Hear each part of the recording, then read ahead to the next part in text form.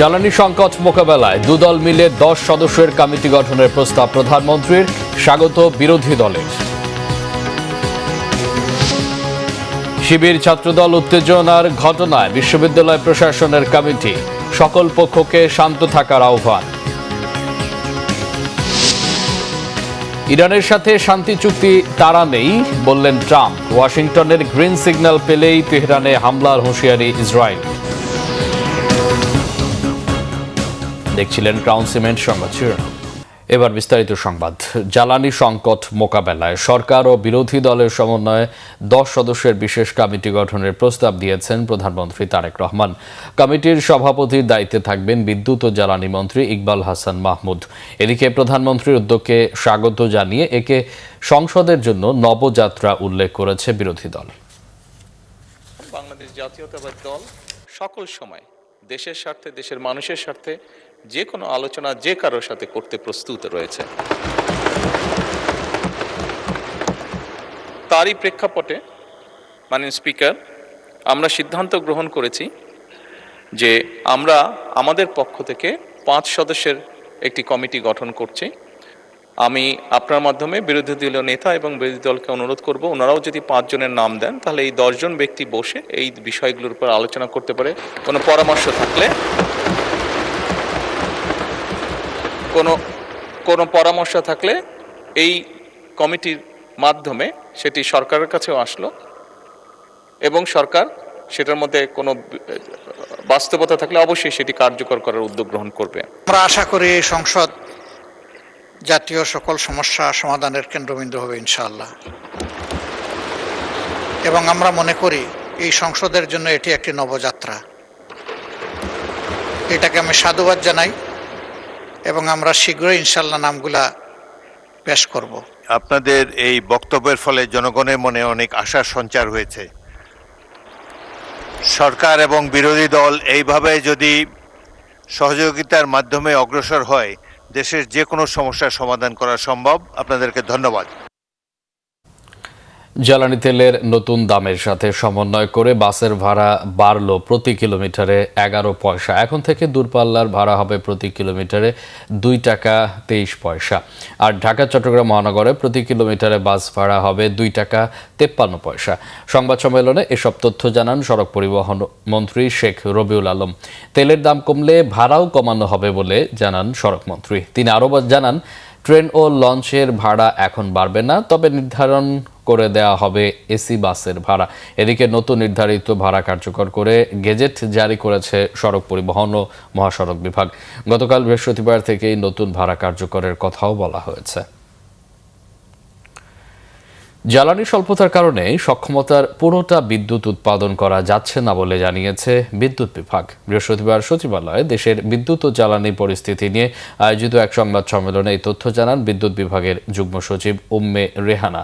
তিনি বলেন, মধ্যপ্রাচ্যে যুদ্ধ পরিস্থিতির কারণে প্রয়োজনীয় জ্বালানি আমদানি করে বিদ্যুৎ উৎপাদনে সরবরাহ করতে না পারায় চাহিদা মতো বিদ্যুৎ উৎপাদন করা যাচ্ছে না। দেশে গ্যাস ভিত্তিক বিদ্যুৎ উৎপাদন 12,000 মেগাওয়াটের বেশি হলেও গ্যাসের অভাবে অর্ধেকের মতো উৎপাদন হচ্ছে উল্লেখ করে বিদ্যুৎ বিভাগের যুগ্ম সচিব জানান, বুধবার দেশে বিদ্যুৎ চাহিদা অনুযায়ী ঘাটতি ছিল 2,000 মেগাওয়াট। তিনি জানান, চলতি মাসের শেষের দিকে আদানি, এসালম সহ কয়লাভিত্তিক কেন্দ্র থেকে পুরোপুরি বিদ্যুৎ সরবরাহ শুরু হলে পরিস্থিতির উন্নতি হবে। বিদ্যুৎ বিভাগের যুগ্ম সচিব বলেন, গ্রাম ও শহরের মধ্যে লোডশেডিং এর ক্ষেত্রে সমন্বয় করার উদ্যোগ নেয়ার বিষয়ে সরকার সিদ্ধান্ত নেবে। ফেসবুক পোস্টকে কেন্দ্র করে ক্যাম্পাসে উদ্ভূত পরিস্থিতিতে সংশ্লিষ্ট সকল পক্ষকে শান্ত ও সংযত থাকার আহ্বান জানিয়েছে ঢাকা বিশ্ববিদ্যালয় প্রশাসন। ঘটনা তদন্তে 3 সদস্যের কমিটিকে আগামী 48 ঘন্টার মধ্যে প্রতিবেদন জমা দেওয়ার নির্দেশ দিয়েছে কর্তৃপক্ষ। গতকাল সন্ধ্যায় রাজধানীর শাহবাগে ছাত্রদল ও ছাত্র শিবিরের মধ্যে ধাওয়া পাল্টা ধাওয়া হয়। এ সময় শাহবাগ থানার ভেতরে ঢুকে ঢাকা বিশ্ববিদ্যালয় কেন্দ্রীয় ছাত্র সংসদের সাহিত্য সংস্কৃতি বিষয়ক সম্পাদক মোসাদ্দিকের উপর হামলার অভিযোগ শিবিরের।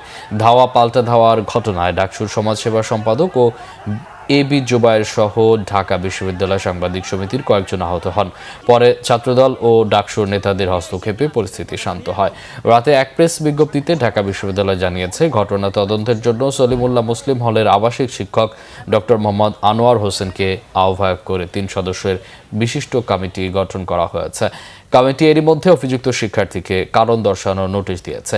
পাশাপাশি আগামী 24 ঘন্টার মধ্যে লিখিত ব্যাখ্যা দিতে বলেছে বিশ্ববিদ্যালয় প্রশাসন। এদিকে আহত শিক্ষার্থীদের দেখতে উপাচার্য অধ্যাপক ডক্টর ABM ওবায়দুল ইসলাম বিশ্ববিদ্যালয়ের মেডিকেল সেন্টার এবং ঢাকা মেডিকেল কলেজ হাসপাতালে যান। তিনি শিক্ষার্থীদের সঙ্গে কথা বলেন এবং তাদের অবস্থার খোঁজ খবর নেন। এদিকে আটক শিক্ষার্থীদের মুচলেকা দিয়ে ধানমন্ডি থানা থেকে ছাড়িয়ে নেন ডাকসু ভিপি সাদিক কায়েম।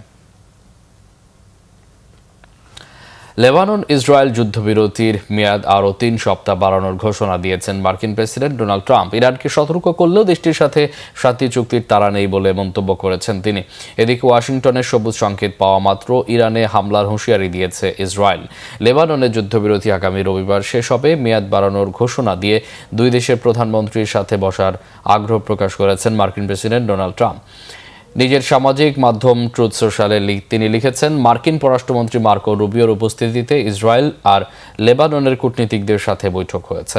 বলেছেন, হিজবুল্লাহর তৎপরতা দমনে লেবানন সরকারকে সহায়তা দেবে ওয়াশিংটন।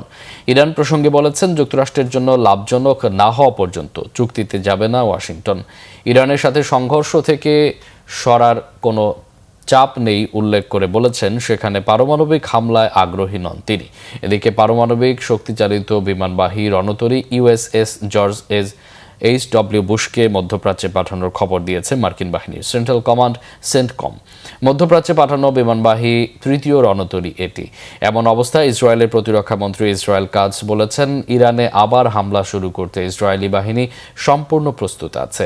এই পরিস্থিতিতে বৃহস্পতিবার ইরানের রাজধানী তেহরানে আকাশ প্রতিরক্ষা ব্যবস্থা থেকে মিসাইল ছোড়ায় নতুন হামলা শুরুর আতঙ্ক ছড়ায়। পরে জানানো হয়, সন্দেহজনক ড্রোনের আনাগোনা শনাক্তের জেরে এমন হয়েছে। এই ছিল এখনকার মতো। পরের সংবাদ সকাল 11টায়। এছাড়া বাংলা ভিশন সংবাদ ও সংবাদ সংশ্লিষ্ট অনুষ্ঠান দেখতে ভিজিট করুন www.bpnews24.com ও facebook.com/banglavisionnews এবং সাবস্ক্রাইব করুন youtube.com/banglavisionnews। এতক্ষণ সাথে থাকায় অসংখ্য ধন্যবাদ।